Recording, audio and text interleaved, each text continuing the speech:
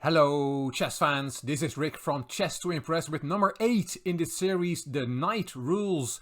Every Tuesday I post a video on a specific piece. King, Queen, Rook, Bishop, Knight and Pawn. And I said this is number 8 in the series of The Knight. You can find all the other videos in the playlist in the description box underneath this video. And mostly I show you a game in which that piece plays an important role, but this time I will show you 3 compositions. All good things come in threes, and in each of these compositions the knight plays a crucial role. This is the first one by a Norwegian composer. Yes, Magnus Carlsen is not the only chess genius coming from Norway. This little gem was composed by Yarol Ulrickson, a professor from Trondheim in Norway, and he composed this in 1989. It is white to play and draw, and that seems very unlikely. The arch enemy of the knight is the pawn at the side of the board, the A or the H pawn, and in this case black has a far advanced A pawn, which is only 3 steps from queening, while the knight is back on H8 and the king is on G6. How can white get a draw here? He really needs to stop that A pawn, but how is that doable? Well, running back with the king will not work. You will not be on time. The A pawn will already be on A1 before you get close, so the job has to be done by the knight. And the first move is not so difficult. Knight to F7 is the first move. That's easy enough. And it looks logical to push the pawn. A4, A3 is black's first move, but before we go into that, let's first look why a move like King B7 will not work for black, because now white will get his draw quite easily. After Knight D6 check, King takes, Knight C4 check, King C5, the white knight can dance around and make sure the pawn doesn't advance to queen. Knight A3, King B4, just to give an example, Knight C2 check, King B3, another check, King B2 and Knight B5. The knight is controlling the A3 square. Once the pawn goes, the knight will take the pawn and white has got his draw. The black king is not able to stop the white knight dancing around the pawn and controlling it. So after Knight F7, the way to win for black is to push the pawn. A3, only 2 steps away from queening. And how can the knight stop the pawn? Knight D8 is the second move, away from the pawn. But that is really the only way to make a draw. And how is that possible? Because now black just pushes. A2, one more move, black will have a queen and will win this game. But now the magic starts. B7 check is the next move. Yes, that pawn also plays a role. And you can go to B8 or to A7, it doesn't really make a difference, because now Knight C6 check is played. Black takes the pawn and Knight A5 check. The knight is already getting closer to the pawn. But as said, the pawn is only 1 step away from queening. And the king will help the pawn, while the white king is all the way on G6. How will this continue? King A6, Knight B3, controlling the A1 square. So black cannot queen yet. So King B5, black is going to chase the knight away. King F5, the white king has to help, as we'll see at the end. King B4, Knight A1, occupying the promotion square. King A3, the threat is King B2, and what then? Well, white just brings his king closer. Because after King B2, the knight is lost. Knight B3 or Knight B2, the king will just take it and then will promote. But here is the amazing move, King D3. Because after the king takes the knight, there is King C2. And this game is a draw, because it is black who is still mated. The pawn cannot play, the king cannot play. The white king is just in time to still mate the opponent's pieces and achieve a draw.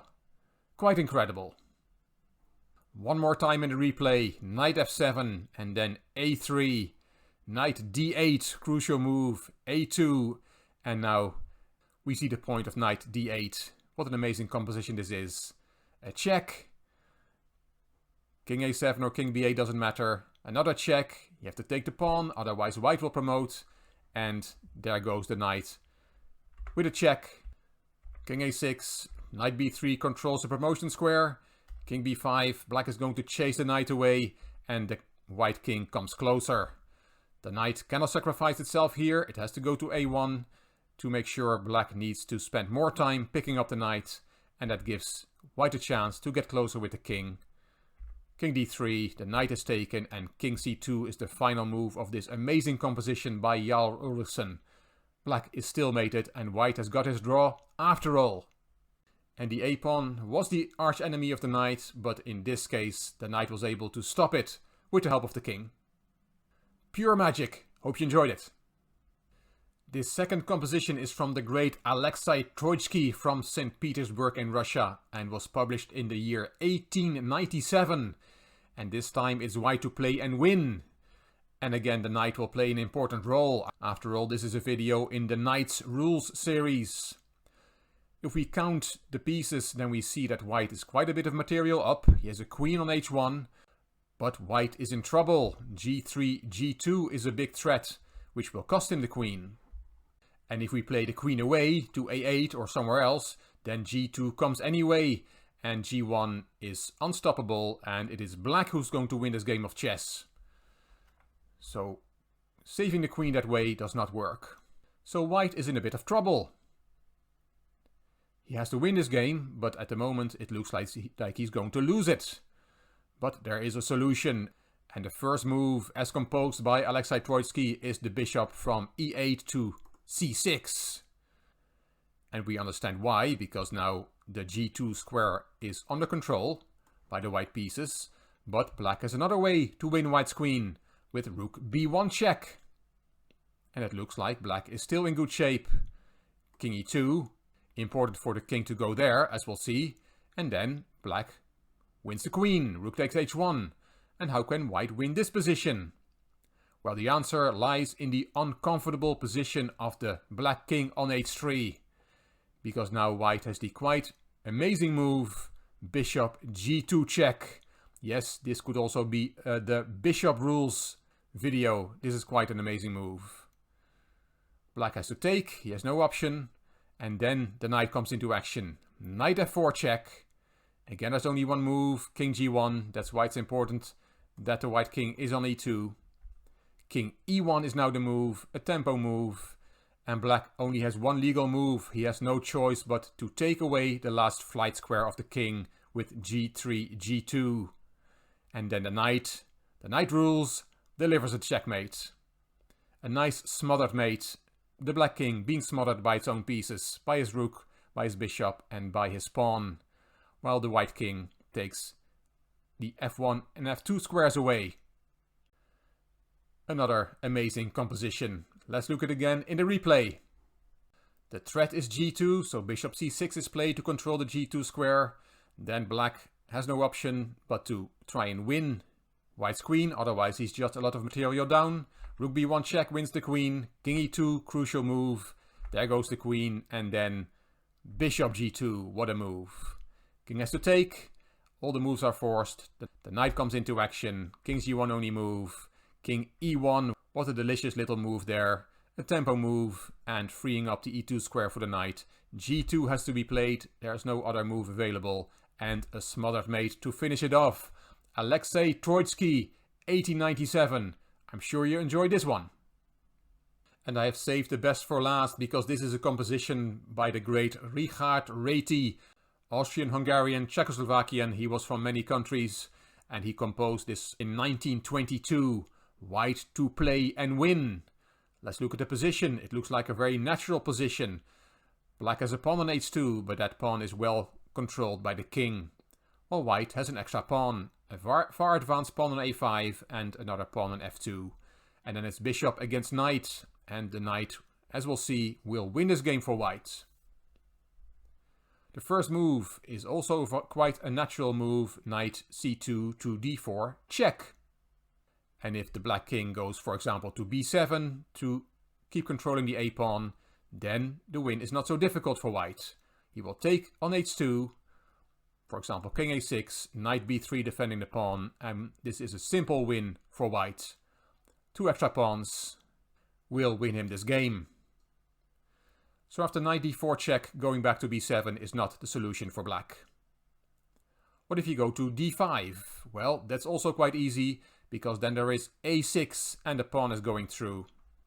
The king cannot stop the pawn, can't go back to c6, the knight is controlling that square, and also the bishop is not in time to control the a7 square. White will just push the pawn to a8 and will win. That leaves, after knight d4 check, king c5, and that's a serious attempt to make a draw. The king is still controlling the a-pawn and is attacking the knights. And the black king is more active now, so knight b3 check, king b5, king takes, is again 2 pawns up for white, but this game will end in a draw if black plays it properly. Bishop f4 check is important, king g2 and then bishop c7. And for example, king f3 and then king b4.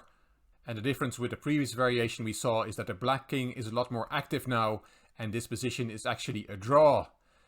Black will win the a-pawn, and then the bishop can sacrifice itself for the f-pawn. And in case of a6 here, there is bishop b6. And again, this game will end in a draw with black's active pieces. So black to the start. We played knight d4 check and we played king c5. And we just saw that knight b3 check will lead to a draw. Sacrificing the knight doesn't work either. We can't take on h2 because black has an important check. Bishop f4 check, king h3, then we take the knight. a6 is possible, but the bishop is back on time with bishop b8 and this game will end in a draw. White is not able to win this position. So what to do after king c5? a6 immediately doesn't work either because the king is just on time to stop that a-pawn. Well, the solution is quite amazing. After king c5, the only move that wins for white is the retreating king move, king g2 to h1. Réti composed this and it really blows your mind. How could he have come up with this and make it work? Well, as we see, black is now in total zugzwang. Quite amazing. The king doesn't have any good moves, the bishop doesn't have any good moves, the h-pawn cannot move because the king went to h1. Black has to make a move and every move is losing, as we'll see. King takes d4 is quite easy because of a5, a6 and that pawn cannot be stopped. But what about a bishop move?